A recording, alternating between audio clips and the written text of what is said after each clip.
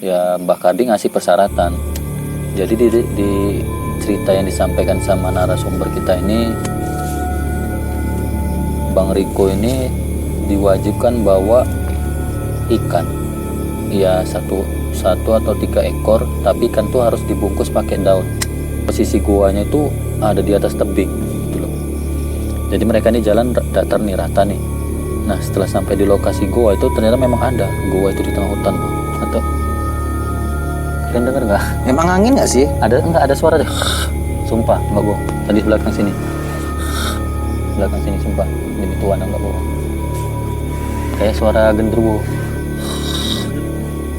Sumpah belakang sini. Iya demi Tuhan nggak bohong. Saya dengar sini. Hah? Aku dengar. Oke. Nggak tahu.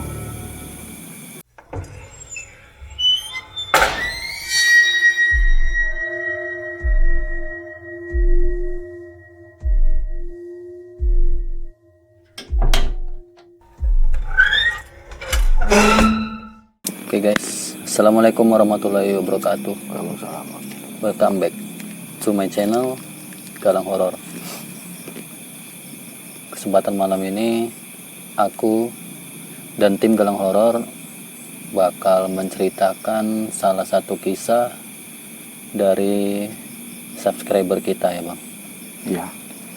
Jadi ada salah satu subscriber kita yang udah nge-DM kita tentang pengalaman mistis yang dialaminya. Jadi buat kalian bisa langsung dengerin sendiri kisah mistis yang dialami oleh subscriber kita ini ya.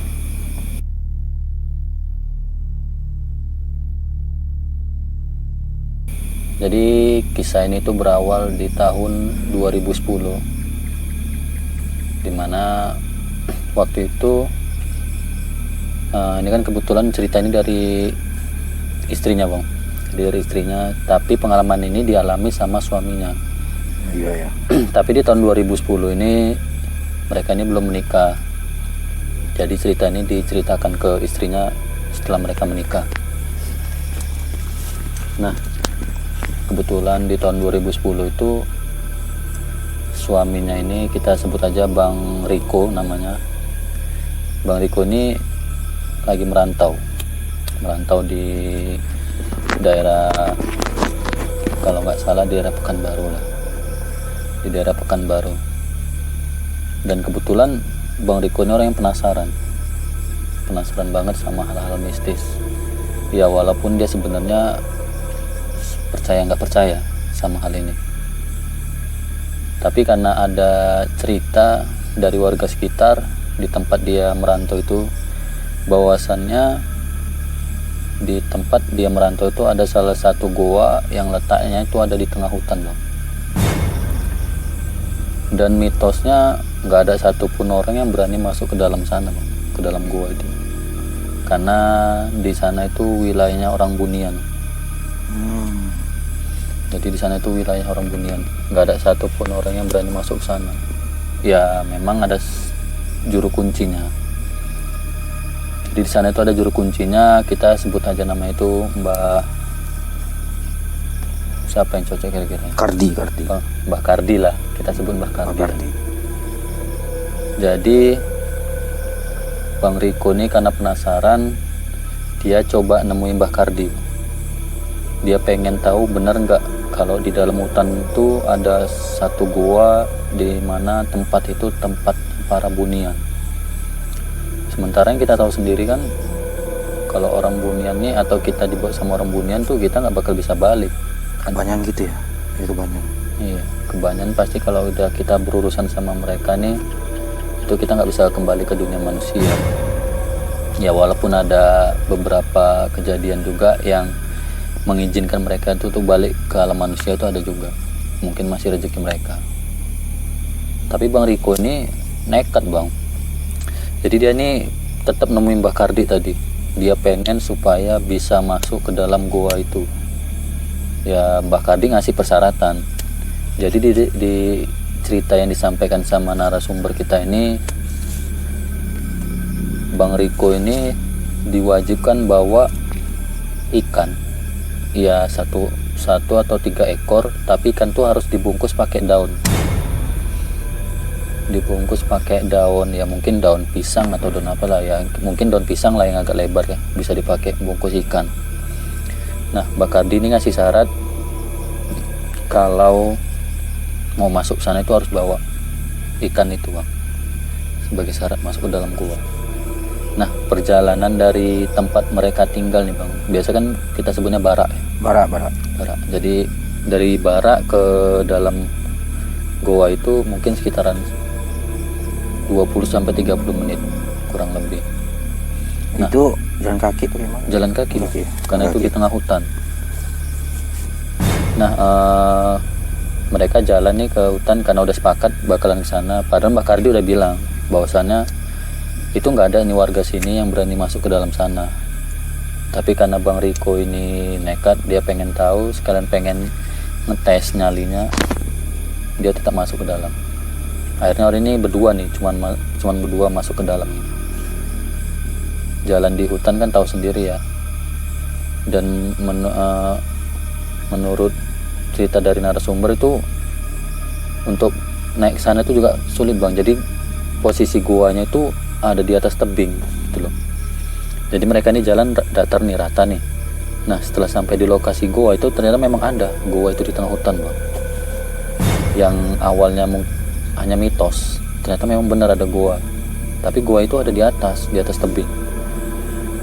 Dan untuk naik ke atas itu Bang Riko sama Mbak Kardi ini harus kayak apa ya, manjat kayak apa, akar-akar pohon beringin. Akar-akar pohon beringin itu mereka panjat supaya mereka tuh bisa naik ke atas gitu loh. Sampai segitunya perjuangan Bang Riko ini pengen ngetes, pengen ketemu sama orang Bunian ini. Nah, ternyata setelah sampai di dalam goa itu kan goa ada di atas tuh. Bang Riko ini mikir bakal ditemani sama Mbak Kardi. Tapi ternyata enggak. Jadi setelah sampai di atas, Mbak Kardi pesan, kamu maksudnya Bang Riko ini disuruh bertapa di situ selama 1 malaman.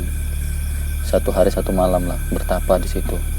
Nah, Bang Riko kan berpikir tuh bakal ditemani sama Mbak Kardi. Tapi nyatanya enggak. Mbak Kardi ini langsung pergi, tinggalkan Bang Riko bang. Ditinggalkan gitu aja, nggak ada pesan apa-apa, cuman ditinggal sendiri, udah Mbak Kardi pergi gitu. Nah, Bang Riko ini kan yang nggak tahu apa-apa, jadi bingung bang. Abang lah posisi abang, yang awalnya nekat lah yang tadi. Tahu-tahu di dalam goa sendiri di tengah hutan, apa yang abang pikirkan? Apa yang ada di benak abang kira-kira? Ngeblank sih itu, gitu ya. Ngeblank ya, udah pasti ngeblank lah bang. Keringat pun dingin dia. Keringat dingin, keringat jagung, jantung berdebar, ya kan? Banyak pikiran, Sesak. Apalagi kita nih, kita yang sensitif, orang-orang yang sensitif, pasti kalau ada di tempat-tempat seperti itu biasanya ada banyak gesekan energi tuh bang. Sugesti pun pasti deh ya. Pasti ada bang. Nah, ternyata di dalam goa ini bang nggak kayak perkiraan orang lain gitu, yang goa sekedar goa polos gitu aja enggak. Ternyata di dalam tuh kata narasumber kita itu ada kayak batu yang lumayan lebar, itu kayak tempat memang untuk bertapa. Dan itu untuk rebahan juga muat gitu. Jadi dia batunya itu agak lebar bang. Jadi mungkin orang bisa rebahan di situ, bisa tidur 1-2 orang lah di situ bang. Kayak memang udah disediakan tempat itu gitu. Bayangin di tengah hutan ada goa yang seperti itu gitu loh. Jadi di dalam goa itu bang ternyata memang udah disediakan batu yang besar bang, kayak tempat tidur bang. Kalau kita bilang bahasanya amben lah, bahasa orang Jawa itu bilang amben lah itu di dalam, cuman berbentuk batu. Nah, posisi setelah Bang Riko ini ada di dalam goa, yang dia nggak tahu ini harus ngapain, dia taruh ikan itu di atas batu itu. Jadi dia duduk di atas batu rata itu, nah ikan ditaruh di sampingnya. Nah, dia memutuskan malam itu buat semedi lah di situ. Dia pengen nantang, dia pengen tahu bener nggak ini orang Bunian bakal datang di goa itu. Iya. Jadi orang Bunian itu bakal datang nggak di situ gitu kan. Jadi setelah 1 malam itu ternyata ya dia nggak nemuin sosok apapun gitu. dia nggak nemuin sosok apapun Di malam pertama ya. di malam pertama. Tapi di malam kedua itu dia ngelihat sosok yang ya mungkin normal lah, orang Bunian itu seperti apa ya, kita mungkin sama-sama tahu, yang katanya ada yang bilang kalau telapak kakinya itu terbalik Ya, Udah lututnya gitu- pun di belakang. udah gitu katanya mereka nggak ada ininya, belahan bibirnya itu juga nggak ada tuh. Nah dia awalnya tuh biasa aja, mungkin memang karena Bang Riko ini berani, mungkin dia berani, tapi kalau aku nggak ngerti lah, mungkin dia itu bakalan lari kan gitu. Tapi Bang Riko ini berani. Nah setelah dia lihat itu, ini di puncak cerita ini Bang, di puncak cerita tadinya kan awalnya dia tuh bawa cuman ikan nih 3 ekor, Kan 3 ekor. 3 ekor gitu kan, dibungkus daun. Nah setelah semedinya dia selesai atau tapanya dia selesai, besoknya dia kan harus kembali ke barak gitu kan. Nah setelah dia harusnya kembali ke barak, dia nelpon Mbah Kardi. Memang nomor handphone memang udah di save, jadi mereka bisa langsung teleponan. Jadi Mbah Kardi ini nyusul lah ke goa ini kan. Ke gua itu. Tapi sebelum Bang Riko ini turun, dia lihat bungkusan ikan yang dia bawa tadi gitu kan. Ternyata di dalamnya tuh bertambah Bang, ada akar yang aku juga tuh nggak tahu akar apa. Dan gitu di dalamnya juga ada uang, kalau nggak salah 5.000 atau 10.000 gitu loh. Nah yang jadi misteri ini sebenarnya ini dari mana datangnya uang 5.000 sama ada akar Akar di itu. dalam itu. Sementara selama 1 atau 2 malam dia duduk di samping situ gitu loh, nggak ada Kan yang datang nggak satu ada pun. yang betul yang datang Nggak dia. ada, cuman dia ngerasakan mungkin itu sosoknya seperti memang orang Bunian datang situ, tapi itu nggak, sosok itu nggak ngapa-ngapain, dia cuman berdiri di pojokan ngeliatin si Bang Riko Bang ini Riko doang, ini. betapa gitu loh, dan nggak ngelakuin apa-apa. Tiba-tiba di bungkusan itu ada ini uang 5.000 sama akar. Nah karena Bang Riko ini minim pengetahuan, maksudnya minim informasi tambahan dari Mbah Kardi, jadi yang diambil sama Bang Riko ini hanya ikan itu tadi yang dia bawa dari awal. Jadi uang sama akar itu ditinggal Ditinggal di tempat itu. di tempat, Di ceceknya di amben batu Iya, besar itu. diambil itu. Nah setelah dia turun kan, ceritalah dia sama Mbak Kardi nih. Dia cerita sama Mbak Kardi bahwasannya ikan yang dia dibungkus tadi itu ternyata ada uang sama akar di dalamnya, tapi nggak diambil, nggak dibawa. Di situ Mbak Kardi marah sama Bang Riko nih, anggap abang lah Bang Riko, dia marah. Padahal kata Mbak Kardi, kalau akar ini diambil sama uang ini diambil, ini bisa membantu Bang Riko dalam hal apapun menurut pemahaman Mbak Kardi, entah itu dalam segi pengobatan, segi rezeki, kesehatan, atau kalian dengar nggak? Emang angin nggak sih? Ada suara deh, sumpah nggak bohong, tadi belakang sini sumpah, demi Tuhan nggak bohong, kayak suara genderuwo, sumpah di belakang sini. Iya demi Tuhan nggak bohong, saya dengar sini. Bulan 2 dengar? Hah? Bulan 2 dengar? Aku dengar, Betul kek? nggak tahu. Rasa nggak enak aja emang. Di sini asli, sumpah di belakang. Iya bukan gimmick, memang asli dengar di belakang. Jadi jadi blank, sorry. Tadi tiba-tiba ada suara di belakang guys, kayak suara genderuwo atau suara auman macan harimau di belakang. Jadi mungkin mereka nggak terima nih kita ceritai kaumnya. Kaum-kaumnya ya gitu. Mungkin mereka nggak terima nih kita gibahi kaumnya nih, orang Buniannya nih. Jadi ada sedikit pergerakan di belakang guys. Jadi Mbak Kardi bilang harusnya itu kau ambil gitu loh, itu akar sama uang itu harusnya kamu ambil, karena itu bisa ngebantu kayak rezeki, kesehatan sama pekerjaan, itu bisa ngebantu kali. Tapi Bang Riko ini nggak, ditinggal aja. Nah abang nih udah tahu nih itu ada manfaatnya, akar sama uang itu harusnya diambil. Pasti abang mau balik lagi ke Balik atas. lagi. Aku juga gitu. Tapi nyatanya waktu abang balik ke atas itu udah nggak ada lagi, udah hilang, nggak ada. Kan nggak mungkin itu bisa datang 2 kali gitu loh bang. Iya, iya. Jadi Mbak Hadi itu ya udah, itu bukan rezekimu gitu. Ternyata akhirnya mereka pulang dalam, dan memang nggak terlalu ada kejadian yang gimana-gimana, tapi Bang Riko ini cuma membuktikan bahwasannya orang Bunian itu memang ada di gua itu. Ya sampai itu mereka nggak ngalamin hal yang apapun, ya hal lain sih. Bang Riko juga nggak ada ngalamin hal apapun. Sebenarnya kasus-kasus orang Bunian ini banyak memang kejadian, Bang. Aku pribadi juga pernah ngalami waktu aku di Pekanbaru. Di Pekanbaru, tepatnya di daerah Kubu, kilometer 0. Jadi ini balik ke kisah aku sendiri lah ya. Kita balik ke kisah aku sendiri. Dulu aku juga merantau di sana, itu sekitar 4 atau 5 bulan, Bang. Nah, selama merantau di sana itu banyak kejadian janggal memang, Bang. Kalau kita di sini tinggal nih tanah darat nih, darat kan. Nah, kami tinggal di sana di atas rawa, Bang. Jadi barak kami itu di atas rawa, ini air semua, Bang. Di atasnya, di bawahnya itu rawa semua. Pernah satu ketika waktu seminggu atau 2 minggu sebelum aku balik ke Medan, pulang ke Medan, itu ada kejadian janggal di mana itu dialami sama keponakanku sendiri, namanya Rio. Ya Rio juga tinggal di sana. Nah, Rio ini mancing di sana kan rawa, Bang. Otomatis ikan banyak, ikan gabus lah. Kita sama-sama tahu ikan gabus banyak sana. Ikan gabus, ikan sepat. Biasanya orang sana itu, Bang, kalau mancing menjelang maghrib itu pasti pulang. Menjelang maghrib pasti mereka pulang. Tapi ini enggak. Mancing di sungai pakai mana? Rawa, Bang. Rawa ya. Jadi ini barak nih. Nah, depannya udah rawa, Bang. Udah rawa, macam sungai gitu, Bang. Tapi kan airnya kalau di sana kan merah. Iya. Nah, mereka mancing itu pakai sampan. Pakai sampan. Jadi kayak ngikuti arus sungai itu lah, sambil mancing sambil maju lagi gitu kan, dimana yang kira-kira ada spot ikan yang banyak.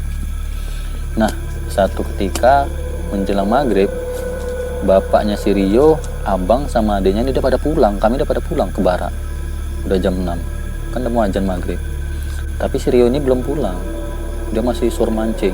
Tapi dia udah tahu nggak si bapak sama? Belum. Oh, nggak tahu, dia nggak sadar lagi. Nggak sadar kalau mereka bapak udah pulang gitu. Nggak sadar. Nah, yang herannya, Bang, dia ini masih kayak ngerasa masih sore loh, maksudnya masih jam 3 atau jam 4 masih terang gitu. masih ya? terang, penglihatan dia tuh masih terang. Jadi masih dia suruh mancing di atas rawa itu pakai sampan. Tiba-tiba dia dengar suara laki-laki nyuruh dia tuh pulang, manggil namanya Rio, pulang sekarang gitulah kurang lebih. Dia kira itu suara bapaknya, tapi kok beda. Dia tengok kanan kiri itu nggak ada suara, nggak ada orang. Nggak lama dari suara itu terdengar, dia dapat ikan gabus yang besar, Bang. Di sana itu jarang dapat ikan gabus yang ukurannya 2-3 kilo, itu jarang. Mereka paling dapat ukuran setengah kilo, pokoknya kurang-kurang segini lah. Cuma dialah yang pertama kali dapat ikan seukuran 2 kilo lebih. Bahkan ikannya segini, Bang, bisa digendong. Gabus gitu ya? Iya, besar segini, Bang. Kalau nggak, dulu ada sih fotonya di handphone aku, cuman aku udah ganti handphone, jadi udah terhapus, udah hilang. Jadi kan gabus itu besar, Bang, sampai dia panik, Bang, narik ulur senar sampai dapat ikan gabus tuh, Bang. Akhirnya dapat, Bang, ikan gabus tuh dapat. Taruhnya di sampan, nggak lama dia dengar suara auman singa atau harimau lah, gitu. Dengar suara auman harimau, gitu. Ya dia panik, Bang. Padahal udah dibilang tadi ada suara Rio pulang sekarang, cuman sekali, tapi dia nggak ngudeng. Tiba-tiba dia dapat ikan itu, makin sore dia tetap mancing. Tiba-tiba lah dengar suara auman harimau. Yang lebih anehnya lagi, biasa kita dayung kan ke depan maju kan, maksudnya kita dayung pasti maju. Ini enggak, dia di tempat, Bang. Dia dayung, dia di tempat terus sampai panik, Bang, jerit-jerit dia, Bang, sumpah. Itu pengalaman paling horor bagi dia tuh, Bang. Jadi dia dayung, posisi tetap di tempat. Dan dayungnya nih, Bang, di sana bukan pakai, kalau tempat lainnya mungkin memang ada alat dayungnya gitu kan. Ini enggak, kami di sana pakai tong yang dibelah 2, itulah untuk jadi sampan, dan dayungnya dia pakai tangan, kanan kiri gitu kan, sampai di barak lah gitu kan. Ini enggak, Bang, dia situ aja sampai nangis aja, Bang. Ya kami enggak tahu gitu kan, kami di barak, mungkin jaraknya sekitar 500 atau 700 meter dari barak. Anggaplah di sini barak, kita ini barak nih, dia mancing ke ujung sana, Bang. sementara ini udah azan, dia belum balik juga.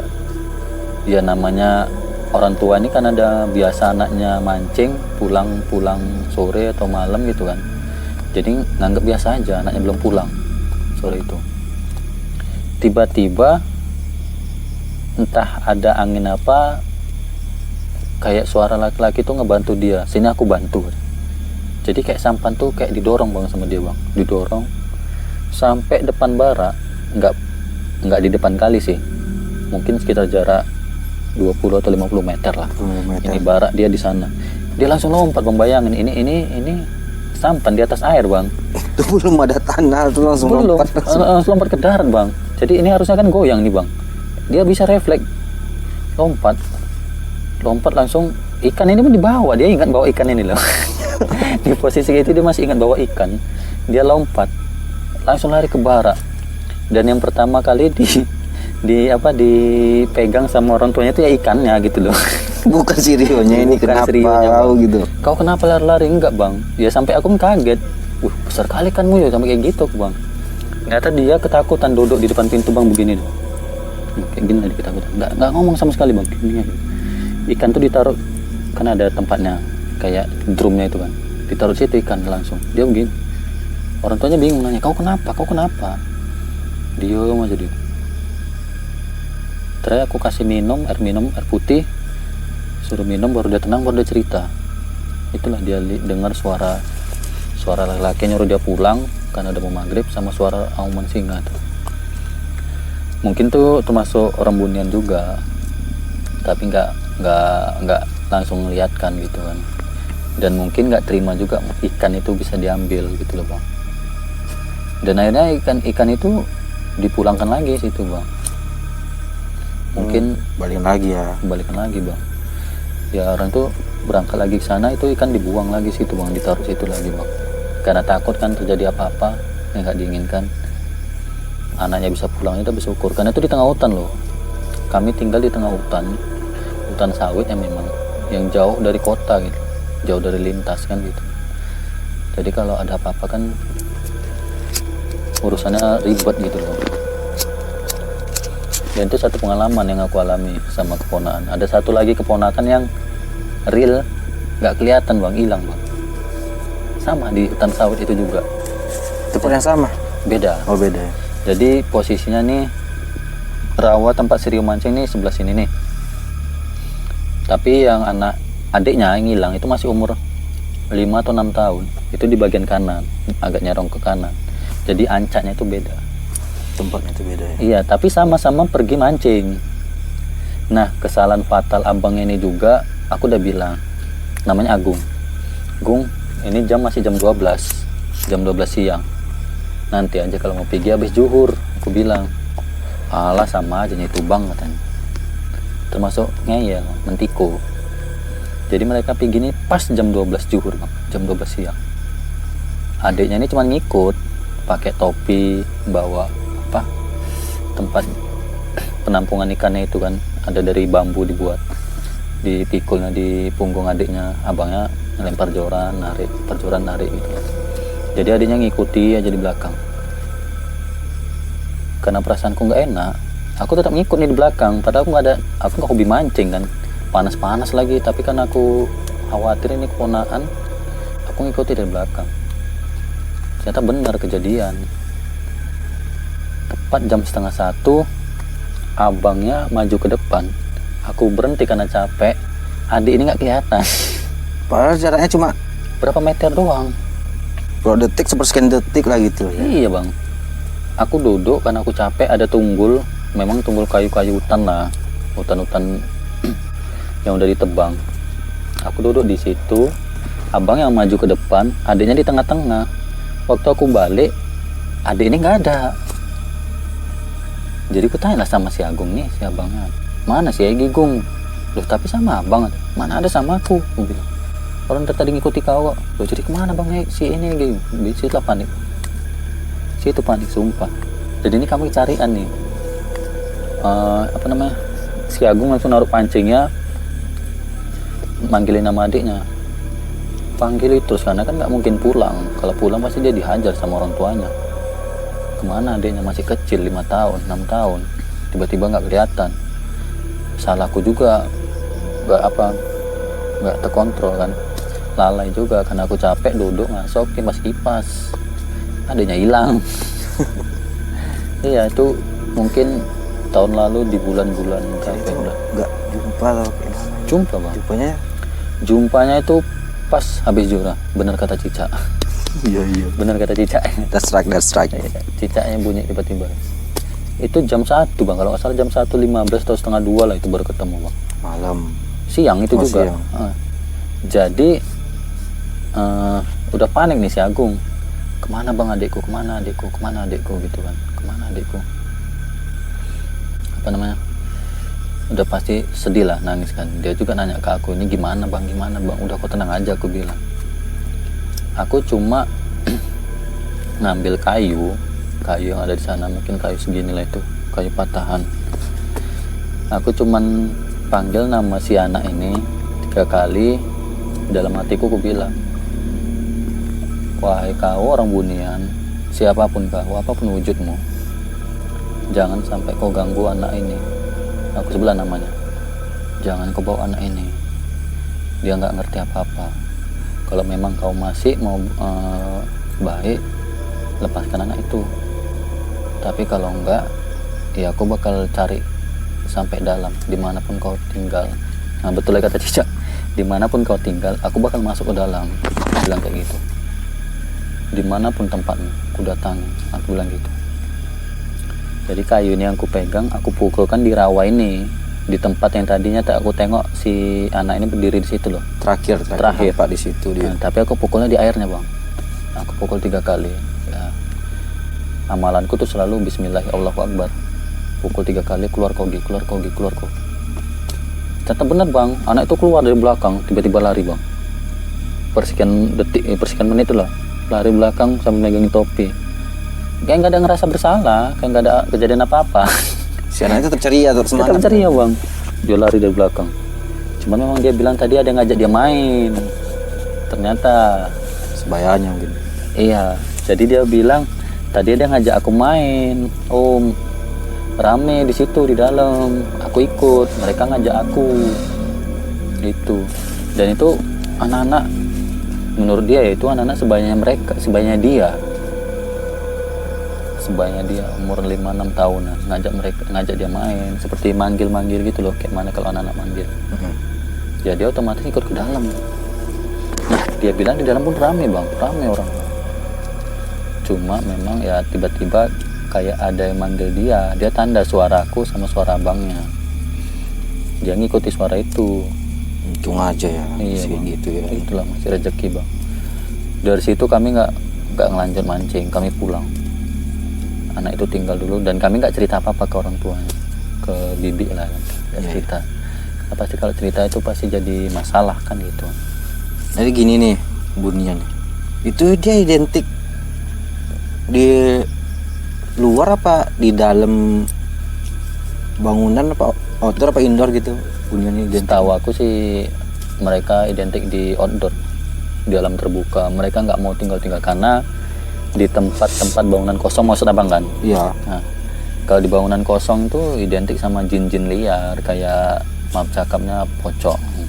Soalnya gini nih, pengalaman juga sini ya, temennya cewek, dia ngekos ya, daerah Medan juga sih. Awalnya sih bebek aja. Waktu itu pagi-pagi, belum jam 6 pagi, ada yang ngetok pintu. 3 kali dia buka pintu itu, nggak ada orang. Mungkin dikiranya anak kos yang lain yang rese. Masuk lagi, tutup pintu lagi, ada yang ngetok lagi. Dia ngintip ada jendela kosan dia. Emang sih jaraknya cuma dekat, tapi itu yang nampak, yang ngetok ini ya, wujud yang ngetok ini nampak cuma bagian kepalanya doang. Badannya mungkin tak ketutupan tiang pintu dia mungkin ya. Tapi emang nggak ada ininya, Nggak ada belahan bibirnya. Terus ininya pun gimana ya, rambutnya lepek gitu, cewek katanya. Rambutnya cewek. lepek, nggak ke depan, Ke belakang. ke samping ini. Dia cuma nengok aja, nggak ngerespon, balik lagi. Soalnya dia kata dia nggak kenal ini orang nih, wujud ini, anak kos ini nggak kenal dia. Dia nggak pernah nampak di kos dia ini. Besoknya lagi dia pulang kerja nih malam-malam. Dia tidur di dekat dinding. Di atas tempat tidur dia ini, bagian barisan dindingnya ini ventilasi. Ya. Ventilasi itu kayunya yang anehnya sih, emang sih. Anehnya kok spasinya lebar-lebar gitu. Nggak dapat gitu ventilasinya gitu. Antara kayu per kayunya itu. Oh ya, terlalu lebar. Terus mungkin segini kita ya. Tak kenapa. Perasaan dia juga memang nggak enak. Tak kenapa dia spontan nengok ke ventilasi itu. Dan si wujud ini lagi ada lagi di ventilasi itu sambil nengok kayak gini, bawa ke dia gitu. Oh itu teriak nggak jadi, teriak tak kemana-mana dia ngomong ke aku kayak gitu ya. Jadi kan aku membandingkan gimana gitu kok. Soalnya kok tadi spesifikasi yang dibilang dia kan nggak ada ininya nih. Iya. Berarti kan itu mungkin fix bunian kan. Kalau emang bunian kok bisa ada di indoor juga gitu loh. Apa sekedar iseng, apa sekedar dia penasaran Bisa sama aja anak sih, Bang. ini gitu, entah kayak mana gitu. Bisa aja bang. Ya sebenarnya kan sama sih kayak jin-jin liar itu. Tapi kan mereka identik lebih di apa namanya, di outdoor. Karena pancingan mereka biasanya nih bang, aku ngalami sendiri waktu aku di hutan sana juga. Jam 12 siang kami belum berhenti manen. Tiba-tiba ini kami nih ancak kami, sawit kami ini yang kami panen di pinggir hutan. Memang hutan belantara itu, bukan hutan lagi hutan biasa, tapi hutan belantara. Itu ancak paling ujung. Itu di ancak 5 namanya kan, ancak 5. Kan nggak mungkin di tengah hutan tiba-tiba ada orang dangdutan, kan? Dangdut. Iya bang, hidupin musik bang, sumpah nggak bohong. Jadi jam 12 itu habis zuhur, mau masuk zuhur, itu ada suara musik bang. Memang bukan gamelan, kayak musik lah, orang nyanyi, saut-sautan.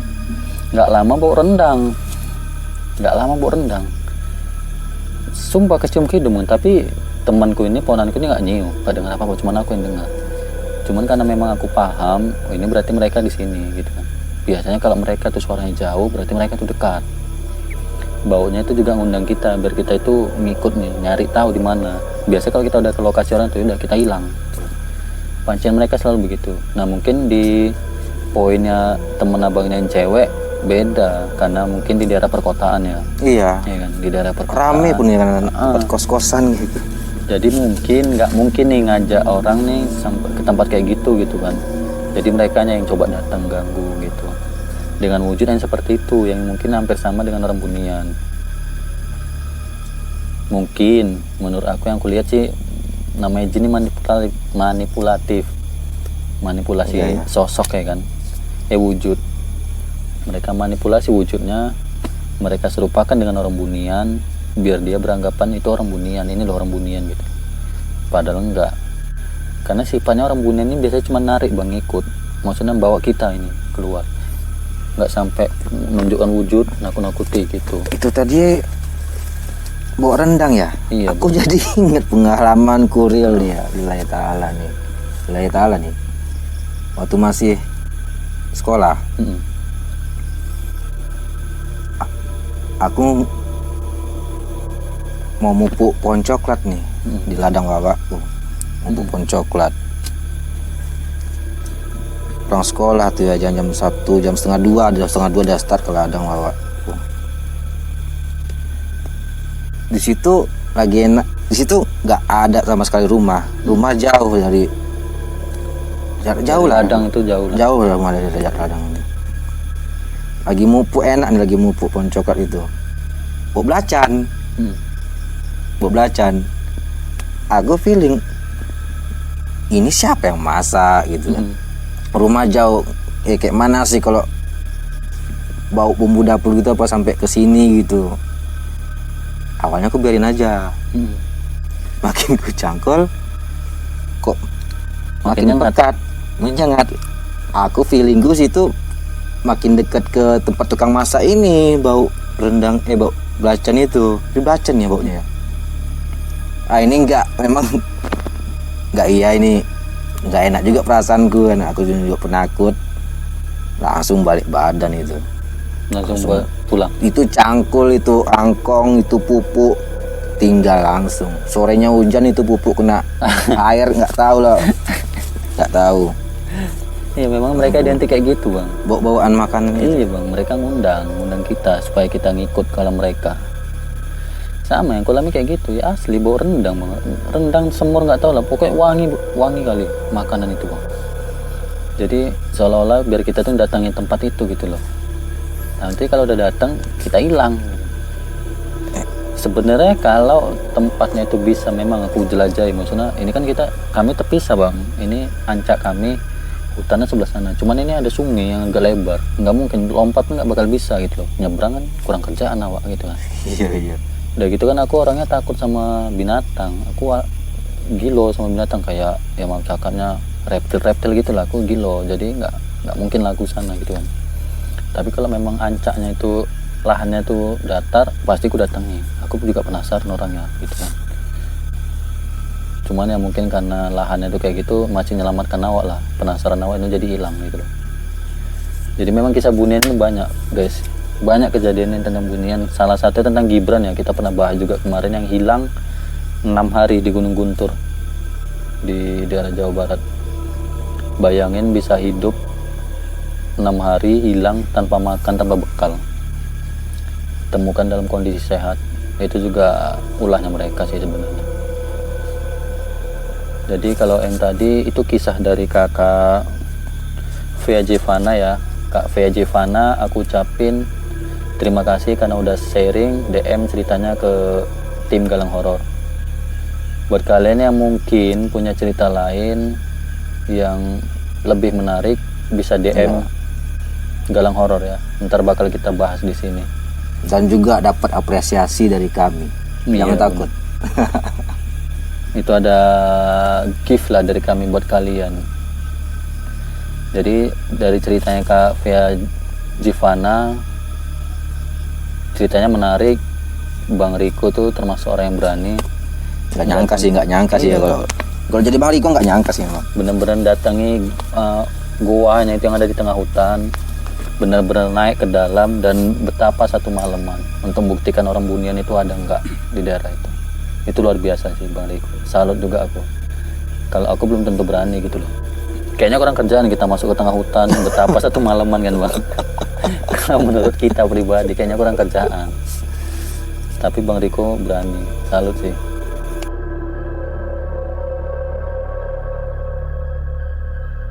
Jadi guys, itu cerita dari salah satu narasumber yang termasuk subscriber kita juga, yang udah DM kita, dari Kak Jea. Kak Via. Oh, Kak Thank you Kak Via. Thank you. Via Jevana, thank you ya Kak. Ceritanya udah kami bawain. Sorry agak lama karena terkendala ini dan itu, timnya juga ada kegiatan ini dan itu juga. Baru sempatnya tuh hari ini. Tapi sekali lagi aku ucapin terima kasih atas ceritanya. Sampai di sini dulu cerita kita, podcast kita bareng Galang Horor. Kita bakal bahas cerita-cerita menarik lainnya. Yang penting jangan lupa bantu subscribe channel Galang Horor, subscribe, like, dan bantu share kalau bisa sebanyak-banyaknya supaya aku dan tim Galang Horor tuh makin semangat buat ngulas cerita-cerita horor dari kalian dan ngulas lokasi-lokasi angker yang ada di daerah kita. Karena kebetulan aku udah dapat telepon lagi bang dari daerah Serdang Bedage. Di mana itu? Tempat yang kemarin juga. Yang ada gubuk di tengah hutan itu. Kita udah ditelepon lagi suruh sana, cuman memang belum ada waktu lagi. Intinya bantu kami, support kami supaya channel ini makin berkembang, makin besar, dan kami pun makin semangat. Amin. Itu aja dari kami berdua. Aku Andi, Bang Oke. Assalamualaikum warahmatullahi wabarakatuh.